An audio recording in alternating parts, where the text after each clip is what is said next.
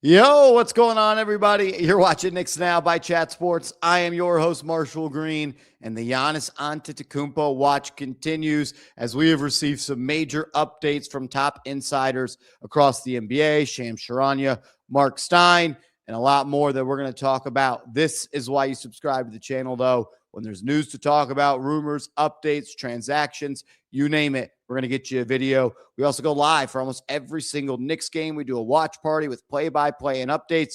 Join us tomorrow night. Hit that sub button. Lock us in. Free Knicks content every single day. As we know, the Giannis Antetokounmpo situation in Milwaukee seems to be coming to a close. That was reported yesterday by Shams, and Ian Begley, as well as Shams, said the New York Knicks are one of a couple of teams that are expected to heavily pursue the Greek Freak. We are now learning today it seems like it is a 4-team race. This is coming from ESPN Shams Charania. The Golden State Warriors, the Minnesota Timberwolves, the Miami Heat, and the New York Knicks are the 4 teams that are applying the most pressure to acquire Giannis. I want to put a little pause on that talk.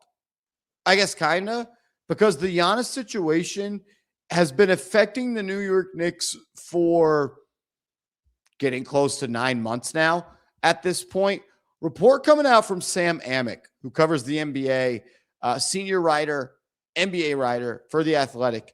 He says that Karl Anthony Towns still has hard feelings towards the Knicks to this day due to the Giannis Antetokounmpo trade rumors from this past summer. He wrote, "Just ask the Knicks, whose talks with the Bucks about Giannis last summer led to hard feelings with Karl Anthony Towns that, per team sources, remain to this day. That's the double doozy that every team seeks to avoid. The failure to land the player they're pursuing that is followed by a step backward relationship-wise with the players who learned they were nearly sent packing in the process." And look, I understand. The National Basketball Association is a transaction business. There are going to be moves that you have no control over. And we have heard for a long time now that Karl Anthony Towns has never really gotten over the trade from the Timberwolves to the Knicks. He hasn't really felt comfortable on the Knicks before, and he's still processing that. That was said as early as this year. And then when I guess you hear that another team wants to trade you after they said they wanted you, and you're tight with Worldwide West, and you're tight with Leon Rose, and I guess that can be taxing mentally. And I understand the human side of this, but this is a business. It's the National Basketball Association. Kat, you've made more than $200 million up to this point, and you're going to make another $100+ million easily, making $50+ million this year. I get it. It doesn't take the emotion out of it, but you're here to do a job, your job with your skills on the highest level, on the biggest brand in the NBA, on the biggest team in the biggest market with the best fans. Get over it, man. It's Giannis. I remember Mikal Bridges talked about, yeah, I got traded for KD. It was KD. It's like, yeah, this is Giannis. This is a top 5, bona fide top 5 player in the league. And if he wins the title, he's a top 10, top 12 player to ever touch a basketball. So the Knicks cannot let the outside noise and the actual chatter and the phone calls from Rose to the Bucks to affect this team at all. And it has been. It's been obvious. I think Towns is also dealing with an injury. I don't know if it's the back injury. I don't know if it's the knee from last year. He has no lift. He can't finish above the rim. He plays below the rim. He doesn't beat anyone off the dribble anymore. And I believe it's affecting the jumper as well. He's having the worst offensive season of his career for a reason. I don't think he just fall off a cliff like he did. He's shooting way worse around the rim, way worse from the foul line down, and way worse from 3. I think he's hurt. He's going to play through it. I will respect him. He showed some toughness there. But you can't let the trade rumors affect you, which then affects the team. Back to Giannis, though. The 4 teams that are interested: Knicks, Heat, T-Wolves, Warriors. Report coming out from Mark Stein and Jake Fisher today. The Miami Heat and Minnesota Timberwolves are in direct pursuit of Giannis, with Miami being described as a leading suitor. Quote, 2 teams have come up frequently in recent days in our conversations with various teams around the league that are either in direct pursuit of Antetokounmpo are closely following the situation. Miami and surprise, Minnesota, the Heat, of course, are a natural leading suitor in this discussion. Yeah, that'd be pretty unfortunate if Leon Rose missed out on Giannis to go to the Miami Heat. I don't understand why that trade package is being talked about like it's one that should be able to acquire a guy like Giannis. I mean, the best player they're going to be trading in that trade would be Tyler Hero. Andrew Wiggins, Khalil Ware, Kasparas, Yakachonis. Like, this comes from Jake Weinbach, who covers the NBA, saying potential trade package for Giannis: Hero, Wiggins, Ware, Jakachonis, 2 first-round picks, 3 first-round swaps. Like, is that what gets Giannis done? And then if you're Giannis, I have to ask you this question.